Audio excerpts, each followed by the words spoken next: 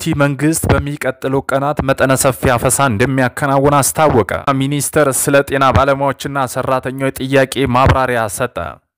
ሰላም ጤና ይስጥልን ውድ የኢትዮ ከረንት የዩቲዩብ ገጽ ተከታዮችና አድማጮች እንደምን አላችሁ? ለዕለቱ የተመራረጡን አርዕስተ ዜና ወደ እናንተ ይዘን ቀርበናል። እስከ መረጃው ፍጻሜ ድረስ በአብሮነት እንድትዘልቁ በአክብሮትና በትህትና እንጠይቃለን። ቤተሰብ ለመሆን ላይክ፣ ሼር፣ ሰብስክራይብ ማድረግዎን እንዳይረሱ።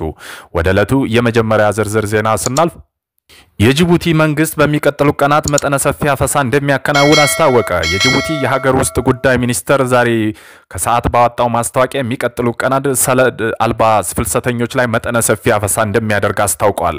የሀገሪቱ ዜጎች በማንኛውም እንቅስቃሴዎችና ጉዟቸው ህጋዊ መታወቂያ ይዘው እንደሚንቀሳቀሱ እንዲሁም መኖሪያ ፈቃድ የሌላቸው ውጭ ሀገር ዜጎች ደግሞ ህጋዊ ሰነዶች እንዲይዙ አሳስቧል።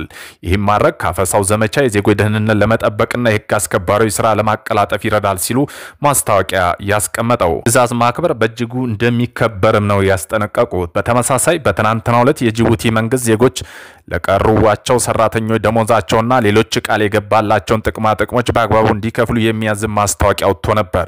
በተያያዘ መረጃ በሀገሪቱ ጅቡቲ አርታ በምትባል ከተማ በትናንትናው ዕለት የሰነድ አልባ ስደተኞች አፈሳ መጀመሩ ተሰምቷል።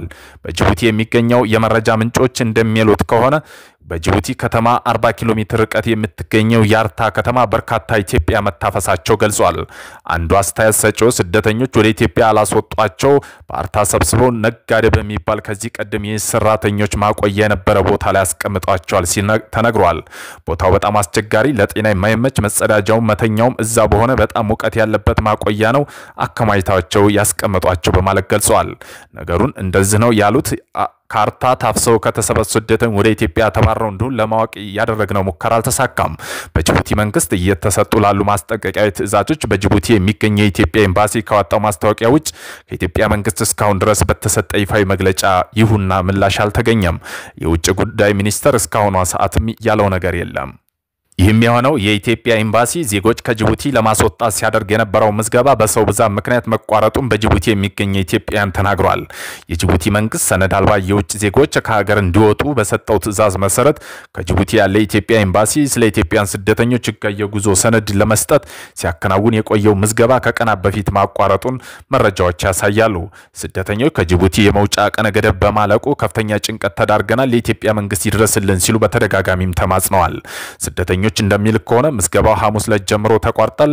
መጀመሪያ ወጣችሁ ተመዝገቡ ተባለ። ህዝቡ እንደዛ በብዛት ይወጣል ተብሎ አልተጠበቀም ነበር። ህዝቡ ግን ግልብጥ ብሎ ለመጓዝ ሲሄድ በአቅማችን በላይ ነው። ህዝቡም በብዛት ሲሄድ በአግባቡ አይመዘገብም። ከዛም በራቸውን ዘጉ። ህዝቡ ደግሞ ኑ ተመዝገቡ ካላችሁ በኋላ ለምን ትዘጉብናላችሁ ብለው ጠይቆ ነበር። በመሃል አንዳንድ ሰዎች መረበሽም ተጀምሮ ነበር። የሀገሪቱ የጸጥታ ኃይሎች ህዝቡ እንዲበተን አድርገዋል ሲል መረጃዎች ያመለክታሉ። የኤምባሲው ምዝገባ ቆሟል። መጀመሪያ ህዝቡ በዛ መጠን የሚመጣ ስላልመሰላቸው ትንሽ መዝጋቢዎችን ያዘጋጁት፣ ግን ህዝቡ ባንዴ ግልብጥ ብሎ ሄዶ ተመዝግቦ የይለፍ ወረቀት ይዞ ለመውጣት ሞክሮ ነበር። ህዝብ ሲበዛባቸው ቆይቶ አንመዘግበው ማለት ጀመሩ። ህዝቡ ደግሞ ጠርታችሁ ተመዝገቡ ማለታችሁን እንዴት ትረሳላችሁ በሚል በዚህ መሃል መዝጋቢዎችና ፖሊስ ጠሩ። ህዝቡ በትኑን በማለት በዚያ መልኩ ምዝገባው ተቋርጧል ይላሉ። ህዝቡን ከመጠን በላይ ሲበዛባቸው ረብሻ ይነሳል ብለው ሳይሰጉ አልቀሩም። ቀድሞ መዘጋጀት አልቻሉም። ይህን ያህል ህዝብ መጥቶ ይመዘገባል ተብሎ አልተጠበቀም። በቀላሉ መውጣት የሚቻለው ስደተኞች ደሞዝ የተቀበለ ስራ ያልነበረው በጊዜያዊ ስራ ተሰማርቶ የነበረ ሁሉ በብዛት እየወጣ ነው። መውጣት የቻለው እየወጣ ነው። ያልወጣው ጉዳይ ቋጭቶ እንወጣለን አንወጣም አላለም። ትዕዛዝ አናከብርም አላለም። ለምን ጊዜ መጨመር አልፈለገም። ህዝቡ ያለምንም ማስፈራራት በራሱ ጊዜ ወጥቶ ያልቃል። ይህ ለምን መመዝገብ አላስፈለጉም ይላሉ። ገንዘብ ያልሰበሰበ ደሞዙን ያልተቀበለ ሀብትና ንብረቱን ያልሸጠ መሄድ ያልቻለ ወዴት ጥሎ ይሄዳል? ይህ ህዝብ የመጣው ይምጣ ብሎ ተቀምጧል። ንብረቴን ጥዬ አልሄድም፣ ዘራፊ ጥዬ አልወጣም እያለ ህዝቡ ደግሞ አሳልፎ የሰው ንብረት ለመዝረፍ እየተጠባበቀ ነው ተብሏል። በኤምባሲው በኩል ምንም አይነት የመጽናኛ ቃላት እንኳን እየሰማን አይደለም። እንዴት አንድ ሰው ወጥቶ የሀገር አይልም? እንዴት ነው አቅጣጫ አይሰጥም? ይህ እንጠብቅ ነበር ሲል ኤምባሲው ያሰሙ ሰዎች ይናገራሉ። አሁን የመጨረሻ ቀን በመሆኑ ያፈሱናል እያሉ ህዝቡ እንቅልፍ አጥቷል። ቢያንስ እንረዳሃለን፣ ጥያቄ ልክ ነው፣ የለፋህበትን የደከምክበትን ንብረት ሀብት እንዴት ዋዛ ጥዬ አልወጣም ማለት ተገቢ ነው? ይህን አይደለም ይላሉ። ሀገር ጅቡቲ ያለው ሁኔታ በጣም አሳሳቢ ነው፣ አሰጊ ነው።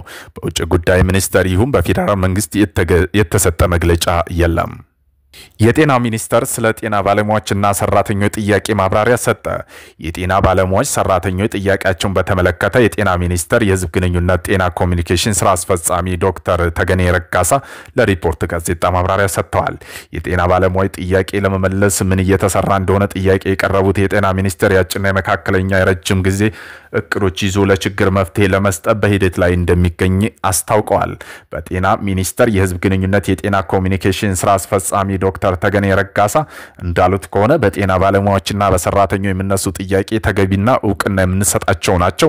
በዚህም ያጭር የመካከለኛና የረጅም እቅድ ተነድፎ ለጥያቄ ምላሽ ለመስጠት የሚመለከታቸውን አካላት ጋር እየተሰራ ይገኛል ብለዋል። ከደሞዝ ጭማሪ ጋር በቀጥተኛ የማይገናኝ ማበረታቻ ወይም ነን ሰላሪ ኢንሰንቲቭ ለጤና ባለሙያውና ለሰራተኞች ጠቀሜታ የጎላ ነው ተብሎ ተለይቶ እየተሰራ ያለው አንዱ ፓኬጅ ነው ብለዋል። የደሞዝ ጭማሪ የጤና ባለሙያን ሰራተኞች ጥያቄ ብቻ ይመልሳል ብለን አናስብም ያሉት ሲሆኑ የመኖሪያ ቤት ጉዳይ ዋነኛ ከሆኑ ጥያቄዎች አንዱ ነው። የጤና ባለሙያዎች ሰራተኞች አገልግሎት እየሰጠ ባሉበት አካባቢ መኖሪያ ቤት መስሪያ ቤት እንዲሰጣቸው የሚደረጉ ውይይቶች አሁንም ቀጥሏል ሲሉም ተናግረዋል። ለአብነት ያክልም በኦሮሚያ ክልልና አዲስ አበባ ከተማ አስተዳደር ለዚህ ጥያቄ ምላሽ ከሰጡ መካከል ተጠቃሽ ናቸው። ይህም ጥያቄ በኦሮሚያ ክልል ፕሬዝዳንት ጽህፈት ቤት ተቀባይነት አግኝተው ለኦሮሚያ ስራ አስፈጻሚ ከተማ ልማት ቢሮ ጤና ባለሙያ ሰራተኞች በያሉበት የቤት መስሪያ ቦታ እንዲሰጣቸው ለአፈጻጸም ውሳኔ ተላልፏል ብለዋል። የአዲስ አበባ ከተማ አስተዳደር በተመሳሳይ ጤና ባለሙያዎችና ሰራተኞች በማህበር ተደራጅተው ቤት እንዲሰሩ ውሳኔ ሰጥቶ አፈጻጸም ላይ ይገኛልም ሲሉ አብራርተዋል። ሌሎች ክልሎችና የከተማ አስተዳደሮች ይህን ጥያቄ በቶሎ እንዲመልሱ ጥሪ አቅርበው ሚኒስትሩም የሚያደርገው ጥረት አጠናክሮ ይቀጥላል ተብሏል። የቤት መስሪያ ቦታ ከተገኘ ቤቱ በምን ይሰራል የሚለው አብሮ መነሳት ያለበት ጉዳይ ነው። የጤና ባለሙያ ሰራተኞች ከፍተኛ ባልሆነ ወለድ ብድር የሚያገኙበት አማራጭ በማመቻቸት ሚኒስትሩ ከኢትዮጵያ ንግድ ባንክ ጋር ውይይት ጀምሯል። ሂደቱ ከሌሎች ባንኮች ጋር ይቀጥላል። የብድር ወለድ መጠኑ ምን ያህል ገንዘብ ድረስ መበደር እንደሚቻል እስካሁን አልተወሰነም። ስምን ላይ ሲደረስ ወደፊት ይገለጻል ብለዋል። ለሀገርና ለሕዝብ ጠቀሜታ ስራ የሚሰሩ የጤና ባለሙያዎች ዝውውርና ትምህርት እድል የሚያገኙበት አማራጭ ሌላው እየተሰራ የሚገኘው ነው ጉዳይ ብለዋል። የሕዝብ ተወካይ ምክር ቤት ያጸደቀው የአተገባበር ደንብ መመሪያዎች እየወጡለት የሚገኝ የጤና አገልግሎት አስተዳደር ቁጥጥር አዋጅ ቁጥር 1362/2017 ብዙ ችግሮች ይፈታል ብለዋል። ለአብነት ያህልም የጤና ባለሙያና ሰራተኞች ስራውን እየሰራ የሚገኝበት ጊዜ ለሚያጋጥሙት በሽታ ቤተሰብ ጨምሮ ሕክምና እንዲያገኙ ለዚህ መንግስት ሙሉ በሙሉ የጤና መድን ክፍያ እንደሚሸፍን ተደርጓል። ይህም ትልቅ እርምጃ ነው። ከዚህ በፊት ብዙም ያልነበረ የህግ ከለላ ጉዳይ በአዋጅ ምላሽ አግኝቷል ብለዋል። የደሞዝ ጭማሪ ለማድረግ ቀን ተቆርጦ የተላለፈ ውሳኔ ያለ ወይም የሚለው ጥያቄ ቀርቦላቸው በሰጡ ምላሽ ደግሞ በቅርቡ የጤና ባለሙያና ሰራተኞች ያካተተ ጭማሪ እንደ አገር ተደርጓልም ሲሉ የባለፈውን አስታውሰዋል። በቂ ላይሆን ይችላል ያለው ጫና ታይቶ የማይጨመርበት ሁኔታ አይኖርም። ሆኖም ግን በአጭር ጊዜ ይመለሳል ማለት አንችልም። በመካከለኛ ላም በረጅም ጊዜ የሚታይ ጥያቄ ሆኗል ብለዋል። የትርፍ ሰዓት ክፍያ ቤቱታዎች የሚመለከት መንግስት ባወጣው መመሪያ መሰረት መከፈል አለበት። በበጀትና በተለያዩ ምክንያት በተለያዩ ክልሎች ላይ የሚስተዋሉ ችግሮችን ለመፍታት ብዙ ማስተካከያ ተደርጓል። በዚህም ሂደት ያልተከፈላቸው የጤና ባለሙያዎች እንዲከፈላቸው እናደርጋለን ሲሉ አብራርተዋል። ዘርፉ ከሲቪል ሰርቪስ አስተዳደር እንዲወጣ የጤና ባለሙያ ጥያቄ እያቀረቡ ስለሆነ ሚኒስትሩ ይህን እንዴት ይመለከታል የሚለው ጥያቄ የቀረበላቸው በሰጡት ምላሽ ጥያቄው ተገቢ ነው፣ ሆኖም ዝም ብሎ ተነስቶ ሳይሆን በጥናት የሚመለስ ነው ብለዋል። የጤና ባለሙያዎች ስራ ያቆማሉ የሚለው እምነት የለኝም። እሱን አድርጉ ማለት የገቡትን የሕክምና ቃል ኪዳን አፍርሰው አባት፣ እናት፣ ወንድም፣ እህት እንዲሞቱ ማድረግ ይሆናል። ሆኖም የጤና ባለሙያዎች ስራቸው እየሰሩ በተገቢ መንገድ አይጠይቁም ማለት አይደለም። ችግሩን ለመፍታት የሚመለከታቸው የመንግስት አካላት ከጤና ባለሙያዎች ማህበር ጋር ውይይት እያደረጉ ተጠናክረው ይቀጥላል ብለዋል።